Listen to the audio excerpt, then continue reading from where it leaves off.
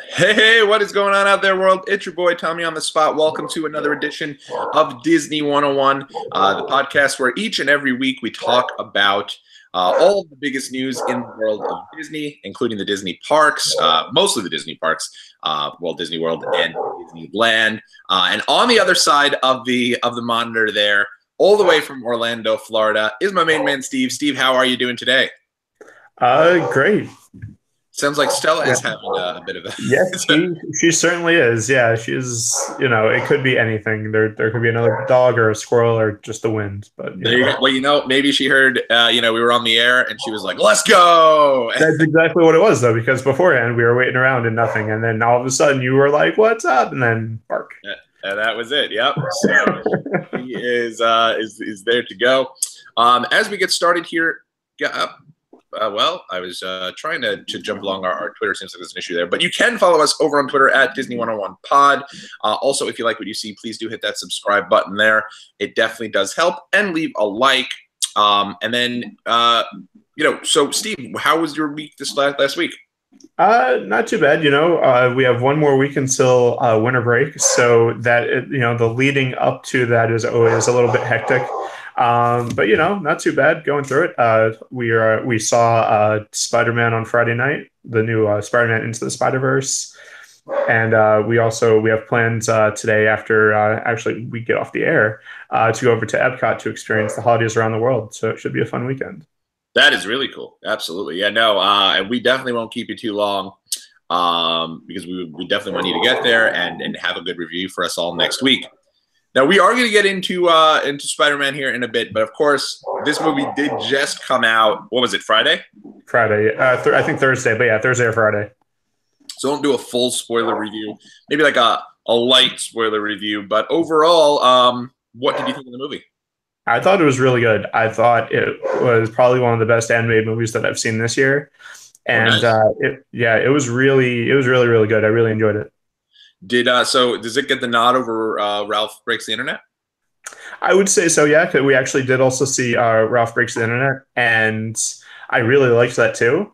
But I just thought that it's tough with sequels, and especially when you're relying on the internet for the jokes. Like the first movie it was a little bit more story based, and this one was a little bit more gag based, I think.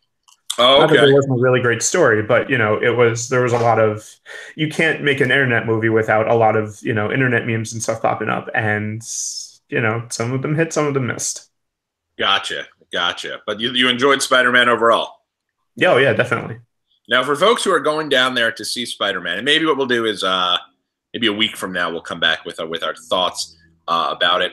Couple of things though, I guess we can kind of touch on. Number one, did this have uh, was it a part of the MCU at all? Was it a part of the kind of that continuation of the Avengers movie that we're all looking forward to? No, since this was distributed and everything by 20th Century Fox, it has nothing to do with the MCU. Even like there are post credit scenes and everything, but even the post credit scenes and everything, they don't have anything to do uh, at all with the MCU or anything. And the thing about it is that it focuses on Miles Morales, which is a new Spider-Man. And they do have, Peter Parker is there, and, there's an extent to that, but it mostly takes place in this alternate universe Oh wow, where, okay. where all of this other stuff isn't happening. So that's kind of it, that's the way it is in the comics, but it's also a good way to kind of sidestep the whole MCU, all that stuff.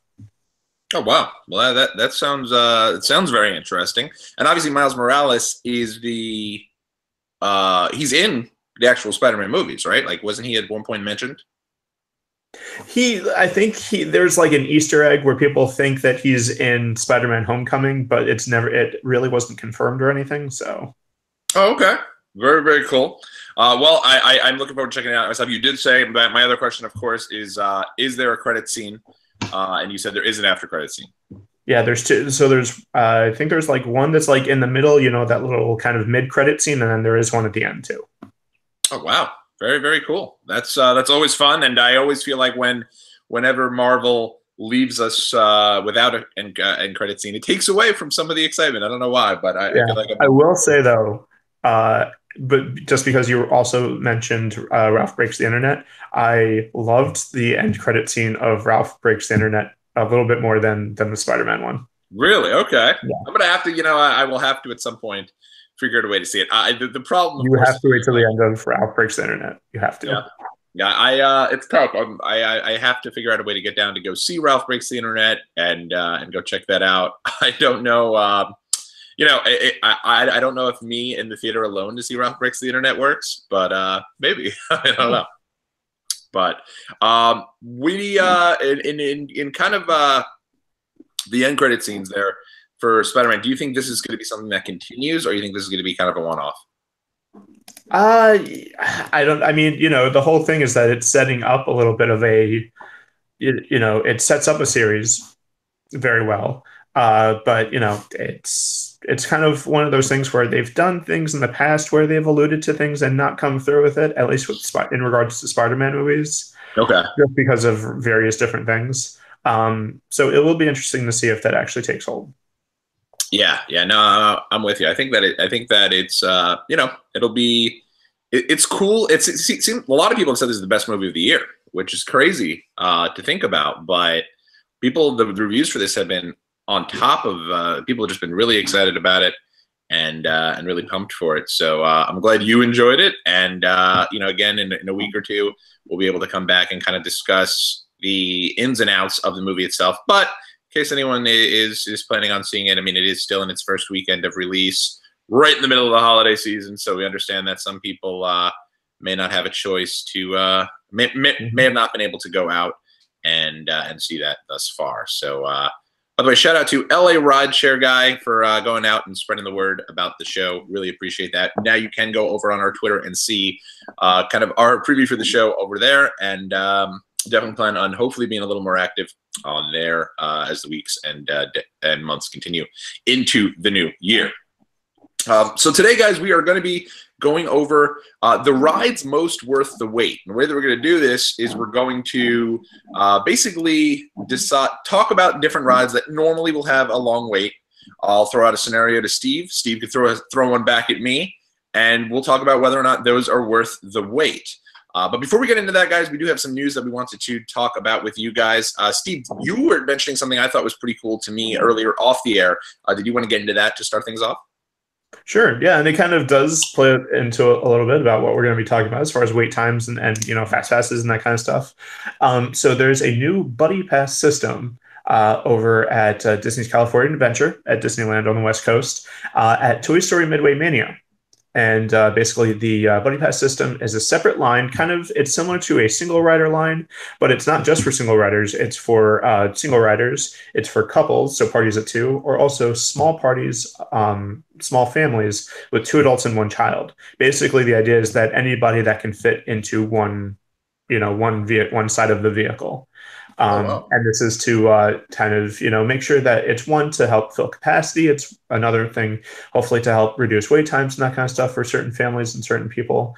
So you get a little paper buddy pass ticket upon entering. Now, everybody has to be there. Your whole party has to be together, and you have to be ready to go onto the ride right then and there, basically. So you can't say, oh, okay, I'm going to go get a buddy pass and then come back later. It's got to be right then and there. And then you go in down the buddy pass line.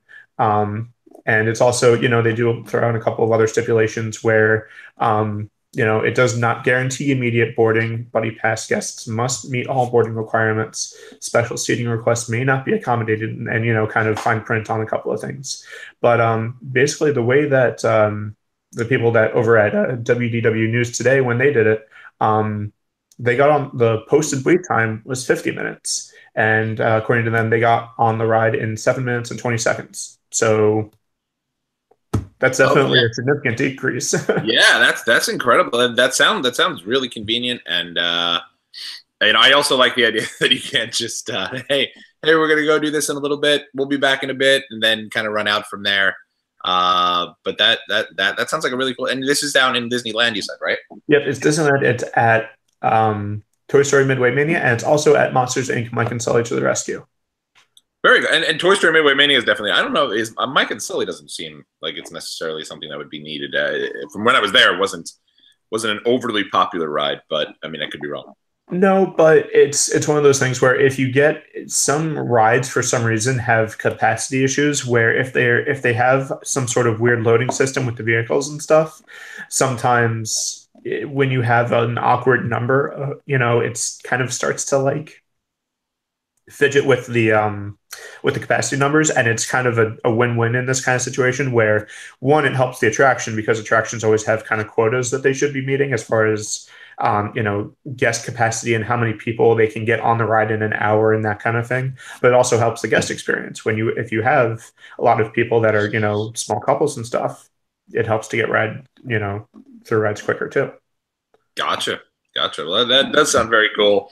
I was also going to mention something that's actually coming to WDW, and unfortunately, I lost the article, so bear with me 1 second. But Disney is unveiling a new, or has already started to, actually as of the 16th. Is that today? That's today, yeah. Today. So look at that. Today, new guest experience team will assist guests at the Magic Kingdom starting December 16th. This from Krista Hall over at WDW News Today. Basically, Walt Disney World Resort is testing a new experience in the Magic Kingdom starting December 16th and running until mid-January, in which there will be a group of cast members specifically designed to assist guests with making the most out of their day in the park. So they're going to be rocking these kind of dark blue either jackets or these dark blue kind of collared shirts, and they're going to be going around doing their thing, and they look honestly like they're really going to be helping you out. It seems like their deal is to float around the parks and help guests figure out wait times, help guests figure out how to work with the Fast Pass system, see if they can kind of change the Fast Pass system, and also be there to offer you different places to eat, go offer you the best places to go. And sounds like a really cool deal. Yeah, definitely. And I know actually a few of my friends are joining this team. So I know quite a few of the cast members that are going to be on this team, and they're all great people. So it's always a good, they've been with the company for years. I think pretty much all of at least the people that I know have all been either coordinators and or leaders, had some sort of capacity where they're used to Magic Kingdom. They've worked in this park for years, so they have great experience, great advice. They're all phenomenal cast members, and I think it's a great thing to have people out in the park that are just there to help you. I mean, in my time as a coordinator, a lot of this stuff that they're doing was, you're helping people book fast passes and My Disney Experience and do suggestions and stuff. But we all have all these other, separate responsibilities as well. So it's good that this is their sole responsibility. Like, this is the only thing that they have to do is to help guests. And I think that's a great idea. Yeah. And I mean, how valuable is this? I mean, it's one of these deals where, somebody who doesn't go to the park at all, it could be a really overwhelming experience. First time in the park, let's say you're there with a couple of kids and you've got to try to figure everything out. And maybe little Jimmy wants to go and find Spider-Man, whereas little Susie wants to go to the Bibbidi Bobbidi Boutique. Now there's somebody there who can help you out, direct you to the right place. I know when we were down in Disneyland, we were on the search for the Jack and Sally meet and greet, or we were trying to figure out where the characters would be in their costumes. So to have people there to kind of direct you, to maybe find someone there, you're going on a ride for the first time, you want to try to avoid rides that go upside down, asking someone, hey, does this go upside down? And someone specifically there to help you out and help make the most of your experience is really cool. Oh, yeah, definitely. Yeah, I think this is a huge thing. And it's great that they've rolled it out during the busiest time of the year. So good luck to all those cast members that are joining this team. Oh, and I'm sure there's going to be so many. And you just know there's going to be so many people who are going to go to this spot, to go to the park and say, hey, so when are we able to, what time is the Mickey's Very Merry Christmas Parade? And they're going to have to tell them they need a separate admission to get into the park and cross streams right and left. Well, I mean, that's probably the least of it. I mean, it's more about, hey, we want to get fast passes for these things. Well, you should have done that 60 days ago. Right. Oh, 100%. Oh, yeah. How do we sign up for Fast Pass for the run of the mine train? Yeah. Yeah. Sorry there, bud. Is there anything else that we could do the mind train? Well, we could do fast pass for. Well, let's take it out. Let's take a look. And we have Goofy Sky School. Does that work as well for you to go on that? So that's that. You're right. That's definitely something that'll be tough. One of the other things I wanted to quickly touch on about and mention about, just because you know, here on Disney 101, we are big fans of some food offerings. So I did notice there's a couple of different food offerings that are coming to the parks. Starting out with the Captain Cook's. Have you ever been to Captain Cook's, Steve? Yes, I have. Over at Disney's Polynesian Resort. So Polynesian has Captain Cook's has the place we ate at. I don't even remember what that was. Well, remember the place we ate at? It was like when we went down, we were in the Poly, and we had a little. Went to one of the restaurants there about a year or so ago. So we went to Trader Sam's. Trader Sam's, and then we ate somewhere right before that. If it was right next door, I think it was actually at Captain Cook's. Was it a quick service place or was it a sit down? It was a quick service place. Is that Captain Cook's? Yeah, that's Captain Cook's. Yeah. Gotcha. So I've been there too. Look at that. But one of the things that's really cool is they have a new set of chicken wings that have arrived over there. Have you heard about these, Steve? I have not, but I love chicken wings. So please tell me more. Absolutely. So it's $10.99, and this will get you an order of wings, and you now have a choice of 4 different sauces that you can have on the wings. The specialty burger is no longer there, so I don't know if you like the specialty burger, but you can get it seems about like 4 or 5, 6 wings maybe per order. Yeah, 6 wings, $10.99, and you can get either buffalo, Parmesan black pepper, Hawaiian tamarind, or spicy Korean barbecue. So I think definitely that Hawaiian tamarind or the spicy Korean barbecue. I mean, all of them sound great, but I think those 2 specifically sound a little out there and sound pretty cool. Yeah, it sound good. Now, I don't think they actually still have it, but when we went a few years ago, they actually had a chicken and waffles, but it was like boneless chicken tenders that were in like a buffalo sauce and waffles, and it was actually really, really good. Really? Yeah. But yeah, Captain Cook's has actually had fairly solid food, like for a quick service restaurant. My thing has always been like, where can I get something that's not just like a regular burger or hot dog or chicken tenders or something like that? So Captain Cook's is a great option because they have Polynesian themes. They will have some, your standard stuff that you can get everywhere, but they do also have signature dishes that you can get there too. So it's actually a really great place. And then there's also something called the Tambu Lounge. Is that there as well? The Tambu Lounge is going to be upstairs. I believe it's the kind of the area next to Ohana. Okay. Oh wow, Ohana's there. So they have a lot of places in the Poly. Yeah. Very cool. The other thing I wanted to mention is that over at Disney's Disney's Grand Floridian Resort, they currently have hot chocolate that are there right now. They just opened a menu. Toasted marshmallow hot chocolate served with whipped cream, mini marshmallow bites, and sprinkles. That's $4.50. But then if you want toasted marshmallow hot chocolate with vanilla vodka, that's $9. And then they also have the warm holiday spiced wine, which is a warm blend of the red wine and festive spices for $9. Those 2 sound incredible. They do sound pretty good, yeah. We might need to make our way over there at some point. If you do, make sure you take a couple photos there and put it up on our Twitter, because that does sound really cool. The people, the way they have it set up too, is it looks like this is kind of you're walking into, from what I see, maybe like in some sort of corridor or something. And it looks like they're there serving it for you right there with, they have like these, I don't even know where they are, but it looks like they're kind of set up in maybe like the lounge area, or could even be like in the lobby area. But the folks over there have a great photo kind of holding up the hot chocolate, which looks very festive, right in front of me. There are a couple of bars there are a couple of lounges in the Grand Floridian, so it's probably going to be in one of the lounges, I would imagine. Right. Very cool though. And the last thing I wanted to touch on here that I had here, because believe it or not, and you'll notice if you are a fan of, the holidays, and you go into the different stores, and 1 minute everything's Halloween, the next minute everything's Christmas related. Well, pretty much in 2 weeks, everything will be Valentine's Day related.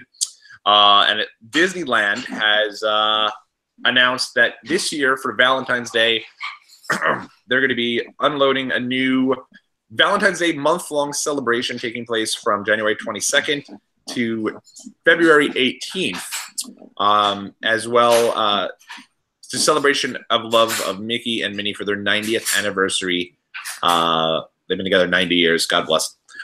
This event will include a Valentine's Day display in Town Square, various projections in the evenings on Main Street, USA, and the facade of It's a Small World, Main Street vehicles, decorations, festive bunting, and banners on lampposts. So basically what this sounds like is they're going to really kind of deck out the entire park and make everything all Valentine's Day related. Is that how Magic Kingdom is over in WDW as well?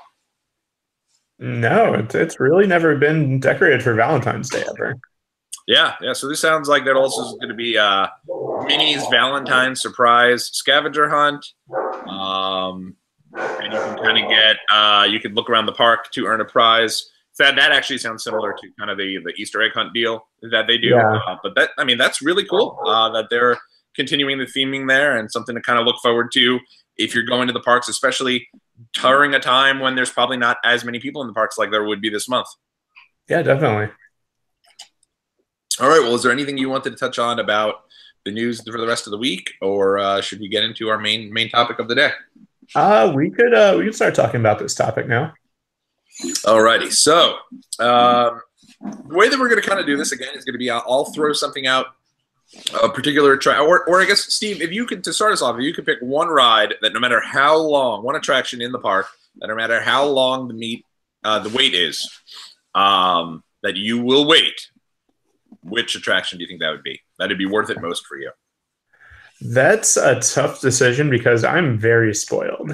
Yeah, I bet. Been on all the attractions. I will wholly readily admit,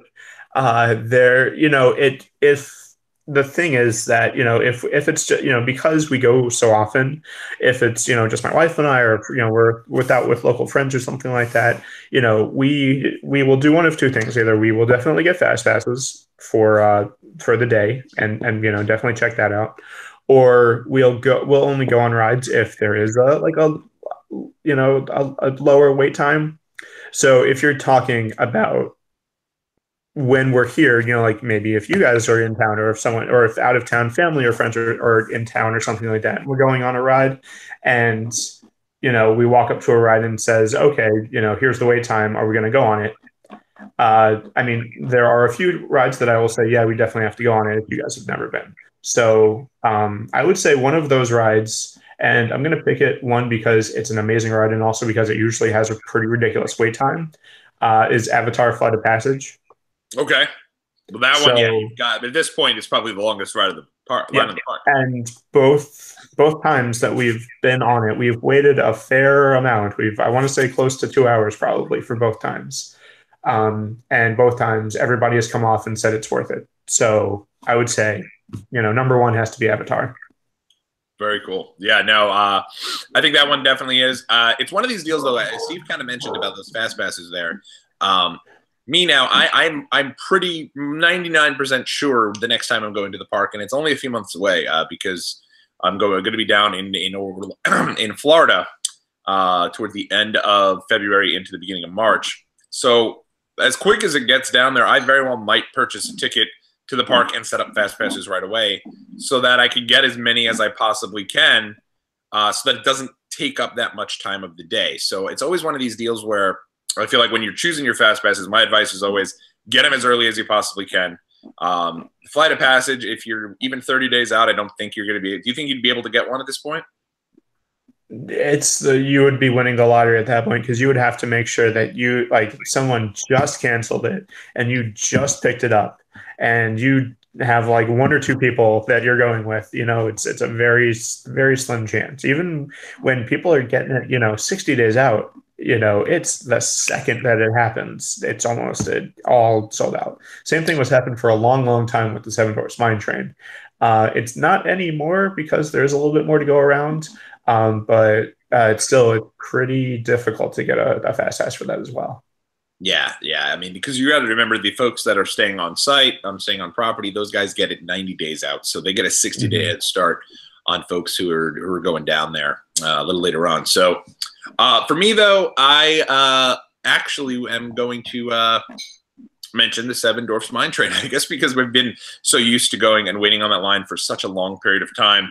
And it's always worth it to me. I love the attraction. I feel like it's a new wave kind of Splash Mountain type attraction that you're getting that little bit of, you feel like you're really a part of the story there. And it's also a coaster. And I don't know, I really enjoy the attraction. And I feel like the people on the line are usually really excited to get on it. So it kind of adds to your excitement building up towards going on that attraction. Especially when you have people waiting in line for you already and you cut through the entire line. Well, I wouldn't suggest doing that. We did this past year. We were over on the line for Splash Mountain, what Steve's alluding to. My wife and brother-in-law didn't want to go on the ride, so they were like, "Oh, we'll just go wait on the line for the mine train."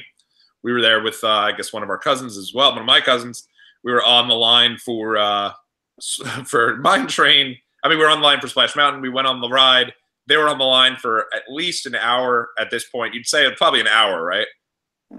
Yeah, close to it at least. Yeah, 45 minutes to an hour probably. And then they were like, "Oh, just come meet us whenever you're done." And I was like, "Okay, cool, sounds good." And but we didn't put any foresight into like, how are we going to pull this off? So what we ended up doing was we didn't have any other choice. We decided to walk through the entire line, and every person who I passed, I said, "Oh, excuse me, I'm so sorry, thank you, oh, sorry, thank you, oh, so sorry, thank you, excuse me." People are not moving. You're kind of trying to juke and jive your way around them. And we made it all the way there, and they were right there ready to go on the ride when we did. But, there was a profanity-laced tirade going on behind us. But that's something I probably wouldn't suggest doing again. That was a little tough, especially somebody my size leading the charge was probably a little like, "Come on, dude, really?" Yeah, I mean, it is what it is, though. But yeah, I mean, I would say Seven Dwarfs is one of those rides where if you don't have a fast pass, and you're not waiting an astronomical amount of time, it's still an okay queue because there's a lot of interactive stuff to it. There's a lot of stuff going on. There's like a couple of actually little like touchscreen games and stuff that are in the queue. So anything that has that interactive queue, like the Seven Dwarfs Mine Train, I would say is worth the wait because it does, like you said, it does a good job of getting you into the ride and the theming and everything. Absolutely. There are a lot of rides where it's the fast pass line is actually cutting out a lot of the experience. And Seven Dwarfs Mine Train is one of them. There's another one, the Peter Pan's Flight. There's a whole interactive area within the Peter Pan queue that you can play with and that kind of stuff, and you go through the kids nursery and that kind of stuff. You completely skip that when you do the fast pass line. So there are some rides that it is actually worth it to go to the regular standby queue instead of the fast pass line. It's like you stole the words right out of my mouth. I was going to say the same thing. I remember we always used to do Peter Pan's Flight, not necessarily because it's the most incredible attraction. Quite kind of on the contrary, it's a good attraction and I like it. But if you're going to be getting fast passes, my thought process was always bang out the mountains as quick as you can because those are going to be your longer lines, and you want to get on those as quick as you can. So my strategy is the three attractions I try to get are always Splash Space, Big Thunder, if you can't get the Mine Train. But we started to do Peter Pan just because it's always such a long line. And we were like, hey, it's the payoff isn't so great that it's worth necessarily staying, an hour of the day. Then one time we didn't do it. And my wife we didn't get a fast pass. My wife still wanted to go on the ride. So we figured out, whatever, we'll wait the 45 minutes. and we had an absolute blast. It might be the best kept secret in all of the Magic Kingdom is that queue for Peter Pan's flight, because that's their way of kind of incorporating you into the experience. As Steve said, there's tons of great photo ops over there. You really feel like you're a part of the kids' nursery and a part of everything going on within the story, that once you get on the ride, you just had about 45 minutes of fun. So that is, and it has a little bit of a shaded area too, so it's not like you're baking in the sun the whole time. So that really is something that, I'd suggest if you get an opportunity to do it. Yeah, it's the same thing with Avatar, where there are so many different parts of the queue where it changes and there's stuff you can't really interact with it so much, but there's so much around you to take in as far as the scenery and everything like that, that it makes the time go by a little bit faster. Like, yeah, you're like, oh wow, we've been here for 2 hours, but it doesn't really feel like 2 hours as much. Excellent, absolutely. So I will, I'll throw out here one to you. Let's say it's a 1 hour wait for Space Mountain. Are you doing it? I would say probably if we're with other people. If it's like, it's one of those things where when we go, like when we went to the Halloween party, it was a special event and we knew that there was something special going on. So if we had waited an hour for that, it would have been worth it. Definitely. It is definitely one of those rides where, especially around an hour or so, that's a fairly average wait time for Space Mountain. So I would go for it. Yeah. So my way to deal with that. So there's one of two ways. Number one, I always feel like Space Mountain is your, not to give away a theme that we're going to do here in a few weeks, but one of the great rides to start off with, I think, is Space Mountain. I think if you go there, it's not as long a line in the beginning. As far as an hour wait, the way that I do it, because I feel like Space Mountain, you have to go on Space Mountain when you go to Magic Kingdom. The way that I would try to do the hour wait, though, is right at the end. Disney will let you on the attraction, as we've said in the past, right up till the final minute before they close the line. So even though the parks close at 9, let's say, the park really closes once you when you finish that ride that you get on before it goes to 9 o'clock. So you could literally get on an hour wait for Space Mountain at 8:59 and won't get on your ride till 10, but there's nothing else you could have been doing during that hour other than just leaving the park. So for me, I feel like it's worth it to do that. That's fair. Yeah. Sorry. Is there any ride that you would suggest, Steve? Let's see. So I'm thinking, I know there's a couple that I could throw out there that you would wait for, but no one else would. That's right. So I would say, let's see. I had a question and I lost. Okay. So what is the longest you would wait for any attraction? Oh man, that's tough. For me, I feel like it's an hour. Any more than an hour, I feel like you're really taking a long time. I love certain attractions. Are you okay? Are you all right? No, I'm fine. No, I'm fine. Okay. No, there was a headline that popped up. Go ahead. Well, I mean, I will say this. Unfortunately, the last time I did a podcast one of the last times I did my wrestling podcast at Watch Along Wrestling, which you can follow at Watch Wrestle Pod. I was on the air and then my phone went off and I was like, huh. And then my phone went off again and I was like, what's going on? And I saw the news things just rolling through. So eventually I was like, yeah. And so what was really great about this Survivor Series was, everyone, George H.W. Bush passed away. So The Rock here, he's going. That was one of the, it was tough. That was not fun. But an hour for me is tops. I feel like anything more than an hour, you're really taking a lot of your time out to do it. Now I will say this: the only times that I would wait more than an hour are actually for meet and greets. It's a special meet and greet that you feel like you need to get, and that's a big part of your day. Kind of SOL. I feel like you gotta just wait it out, and you gotta, do what you can to make sure you get into that meet and greet. So you're telling me that when you guys come down, next time if you guys come down and Star Wars Land is open and we're about to go on this, we're in the Star Wars Land, walking up to it, and we see that the wait time for the new ride in Star Wars Land is 70 minutes, you're not going to go on it? No, well, you see, I'd probably be the idiot who would just monitor the attraction the whole day, keep looking at it, keep looking at the wait times the whole day, in hopes for it to drop, and then eventually just suck it up and do it. But it's different because I feel like the rule, the part of the rule that I feel like is against that, the exception to that rule, so to speak, is if it's a brand new attraction. Because if it's a brand new attraction and you're going down there, like last time we went down there, one of the big things that we wanted to do was Toy Story Land. We wanted to make sure we got on the ride. This was, I think we literally got to Toy Story Land like the week it opened, if I'm not mistaken. Yeah, pretty sure, yeah. We were there real early. So that was something that no matter how long the waits were for those, that was our main reason for going that day. So it was something that, all right, we had... I think we had a fast pass for Navi River Adventure, so we're like, all right, we have that. We're going to have to wait for Flights of Passage. I'm getting a little better with some of these names, by the way. Yeah, really, I was so tempted to say we had a fast pass for the Avatar slow boat ride, but no. But so we had those, but obviously didn't have anything for Toy Story. And it was one of these deals where, Slinky Coaster was on the list. Now, that being said, we were able to see the other ride, which is what is that? Like the one with the soldiers, is it? The alien swirling saucers? Alien swirling saucers.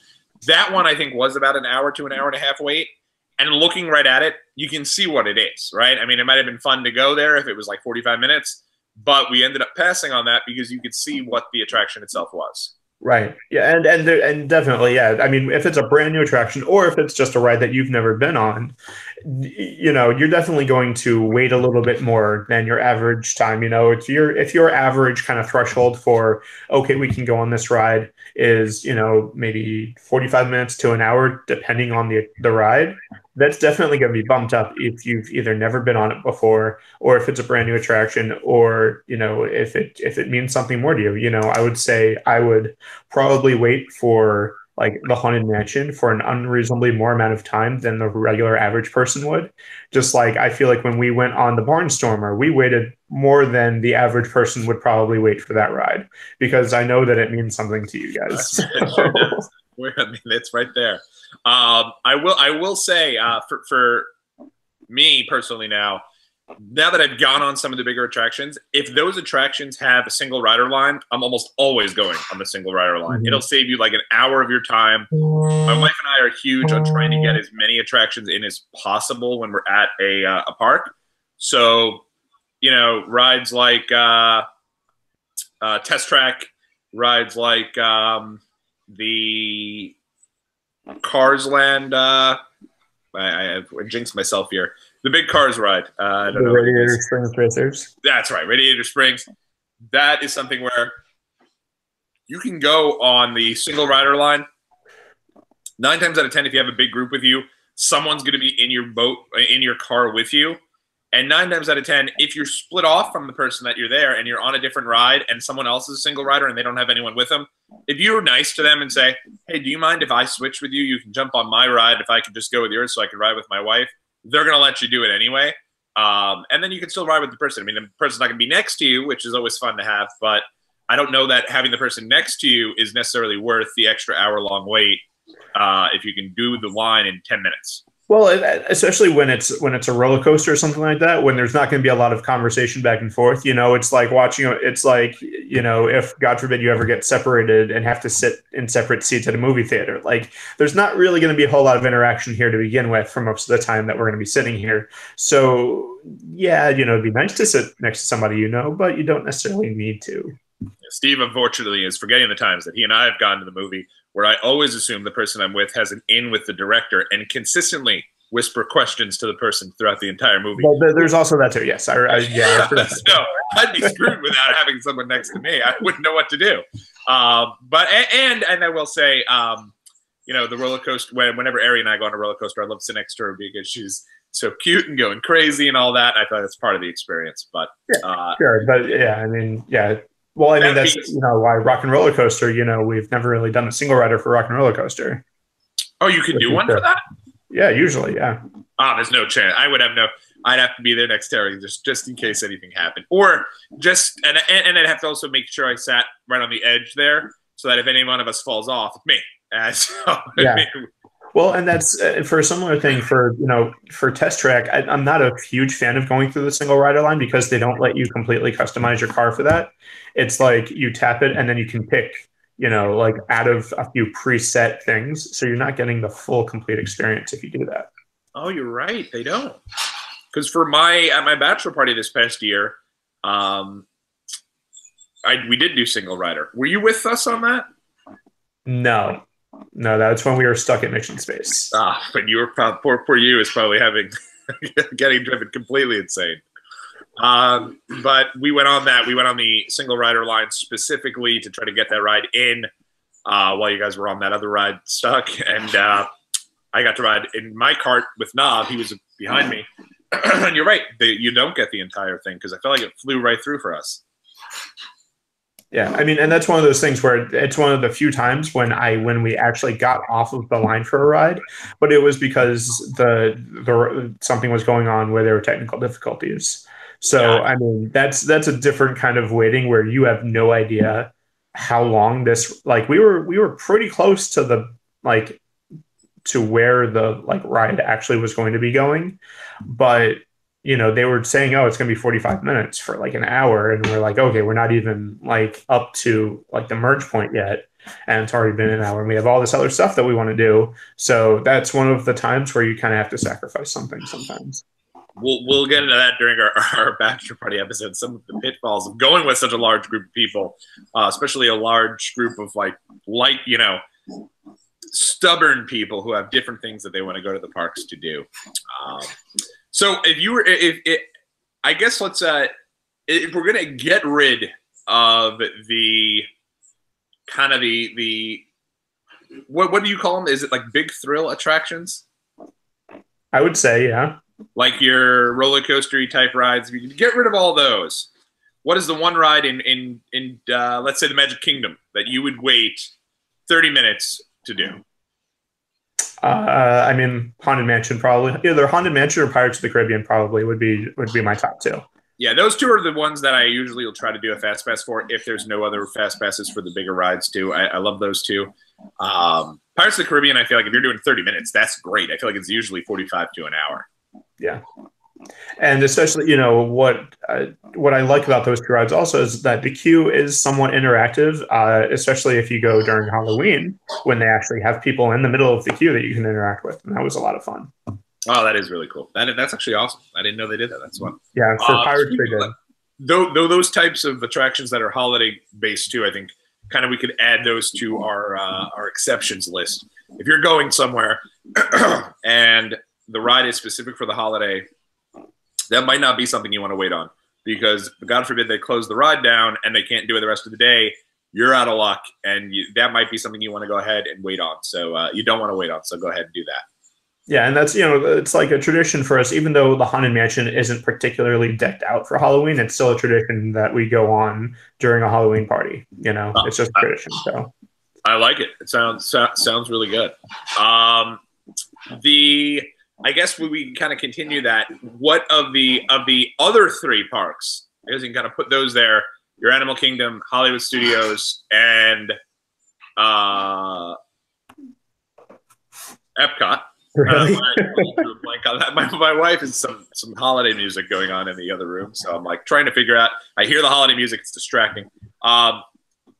So, what would you say is your ride that you'd wait, let's say 45 minutes for non-thrill rides in those parks? Wow. Okay. So, the easiest one would be for Animal Kingdom because I would go on the safari waiting 45 minutes or so for that. Because that's also always different. I've had those trips too where I don't do the safari, and I do think it's weird not doing the safari when you go. Yeah, a little bit. Yeah, because I mean, but yeah.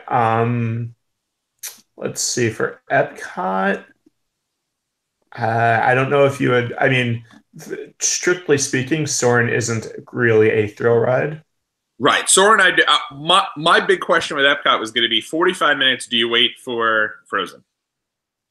Um, Personally, I don't necessarily think I would. I have the first time that we went on it, we waited for close to 45 minutes to an hour.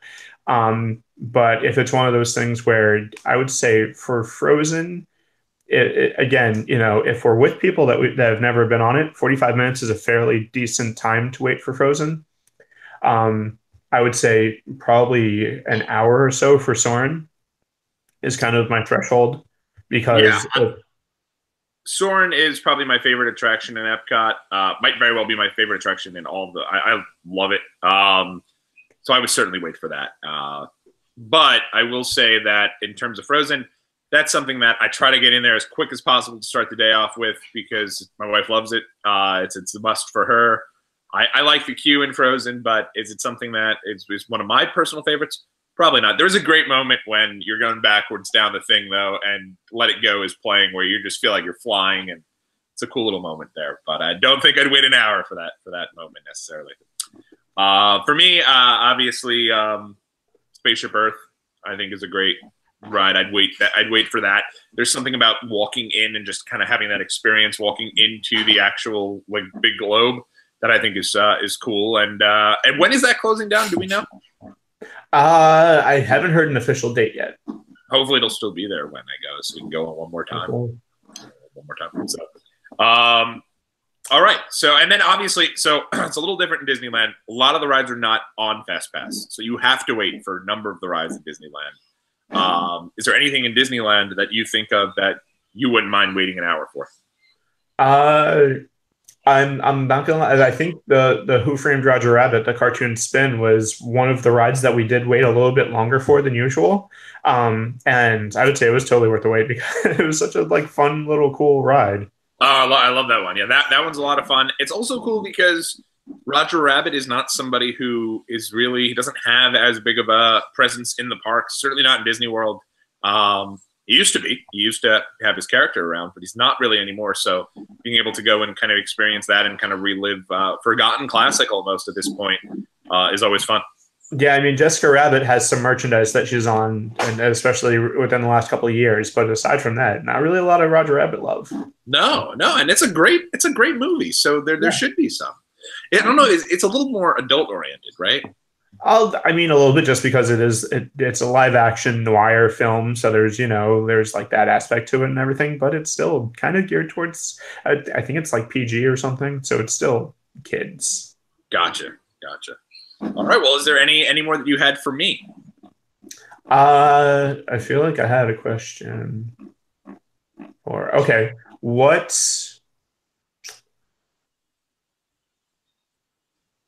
No, I feel like I know the answer to this question, but I'm going to ask it anyway. Which of any of the nighttime shows would you wait the longest for? Oh, so that you guarantee that you have a seat or you have a good view. Well, for me, it's Fantasmic. I love Fantasmic. The idea of being there, I feel like that's part of the Disney experience and being there for it. The Fantasmic show at Disneyland is a lot of fun. But I will say that there's something about the Fantasmic at Hollywood Studios, being in that arena with everyone for that beginning part where everyone just clap and everyone's so excited about everything, is really cool. And how long would you say you would, if you have to line up an hour and a half beforehand to guarantee a spot, otherwise you might not get in? Is that worth it to you? If it was an hour and a half and I won't get in, I would do it. Yeah, I would. Yeah. If it was like an hour and a half and I had a crappy seat, probably not. I'd just go and get the crappy seat at the last second. But if they were like, hey, this is a line, it's massive, we're going to cut it off past this guy here, so you better get online, then I'd do it. Yeah, I really enjoy that. Now, unfortunately, I don't think Ari would.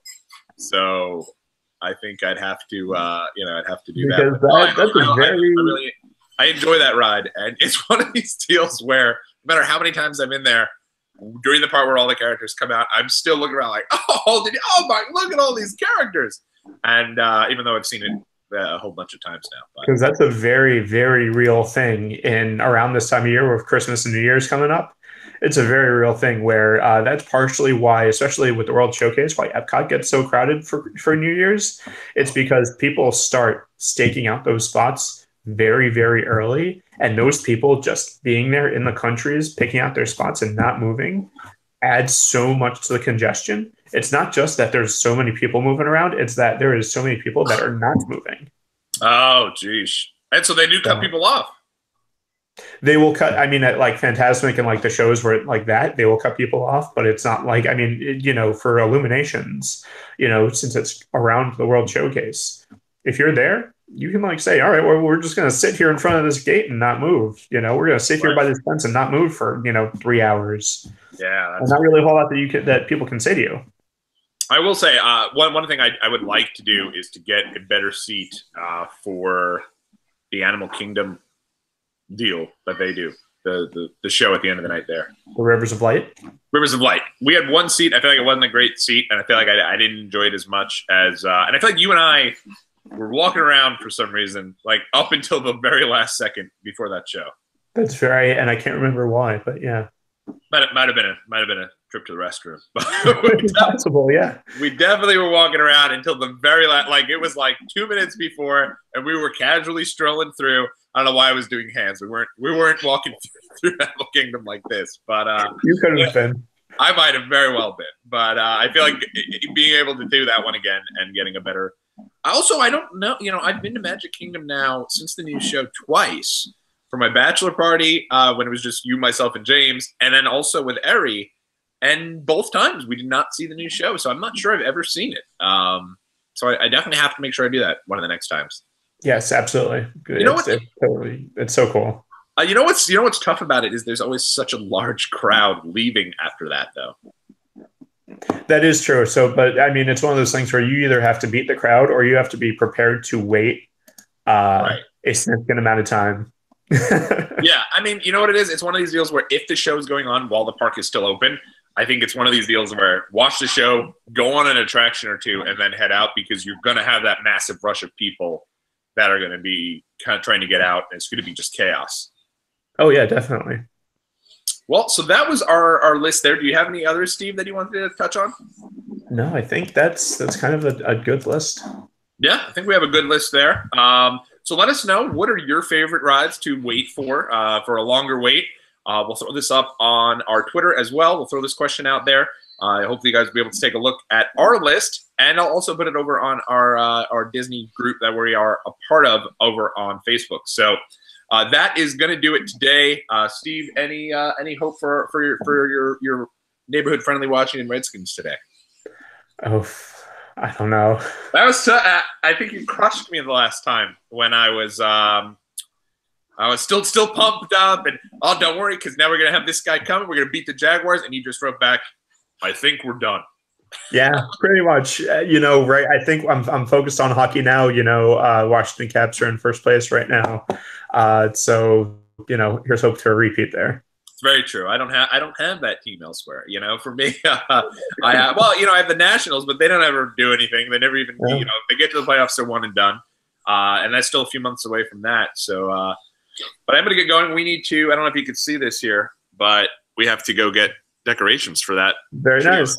Yeah. Very nice. We got a real tree and we're good to go, but we do need to go get some decorations for it. So, and in any event, next time we will have that decked out. And Steve, make sure if you do go down today, take some great photos or some videos, and we can put them up online. Definitely will. All right. Well, enjoy. What is it? The Epcot celebrations? The Festival of the Holidays. Festival of the Holidays. Enjoy that, and we will catch up with you next week about that. And hopefully, you guys enjoyed our episode this week. And we'll be back again real soon. So until then, everybody, take care. And Steve, anything you want to say before we get out of here? Just we'll see you real soon and have a magical week.